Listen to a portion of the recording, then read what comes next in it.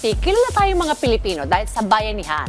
At sa panahon po ng sakuna, kalamidad, marami po sa atin ang handang magsakripisyo para makatulong sa mga kapwa po nating Pilipino. Kabilang na po riyan ang Golden Icons sa isang award-giving body. Kaugnay niyan ay makakapagkwentuhan po tayo sa kanilang chairman and founder na si Dr. Ronel Ibanez. Sir, welcome back to Rise and Shine Pilipinas. Good morning. Magandang umaga at sa ating mga viewers, magandang umaga. Dr. Ibanez, thank you for joining us today.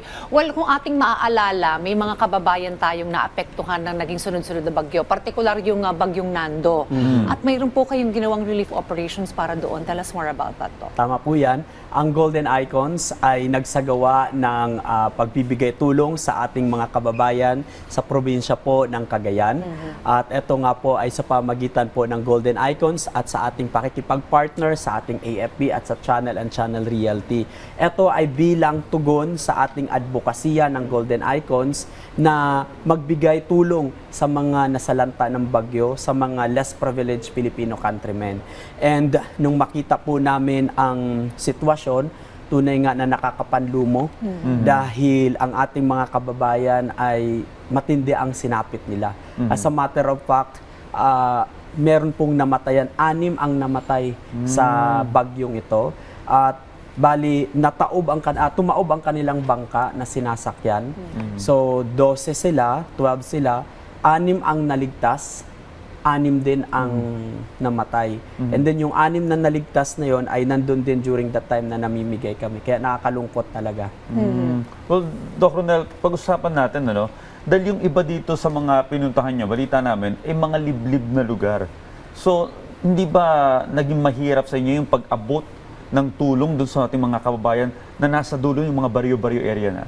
Actually, dahil na rin po sa tulong ng ating AFP, sila po ang nag-lead sa atin para marating natin ang mga... Actually, ito na ang pinaka-dulong bahagi ng Norte. No? Itong parte ng Cagayan, ito yung pinaka-last part. So, dahil hindi pa na po passable yung ibang area, mas ninais po na ipag-convene na lang sila sa isang area na kung saan po pwede naming maipamigay ang mga pinamimigay natin. Well, nakipagkwentuhan kayo dun sa mga affected residents. What were their stories? Ano raw ang kanilang naranasan?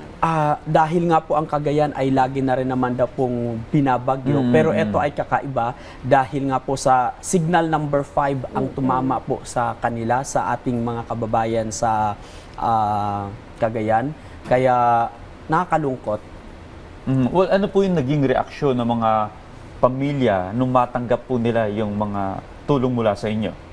Masaya sila dahil bukod po sa DSWD natin, tayo po ang Golden Icons, ang kauna-unahang pribadong organisasyon na nakarating sa kanila.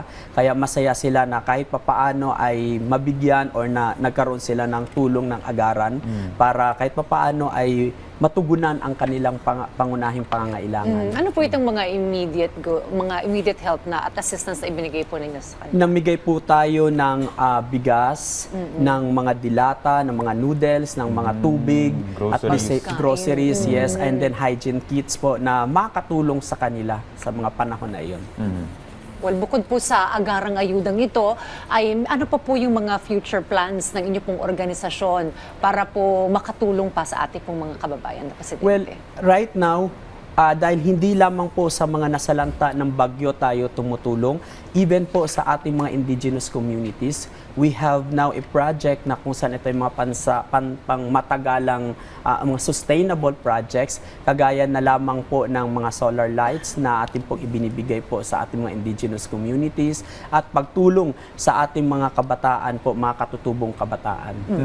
Well, sir, ano po yung inyong mensahe sa iba pang mga organisasyon at sa publiko tungkol sa kahalagahan ng pagtutulungan, bayanihan sa panahon ng sakuna?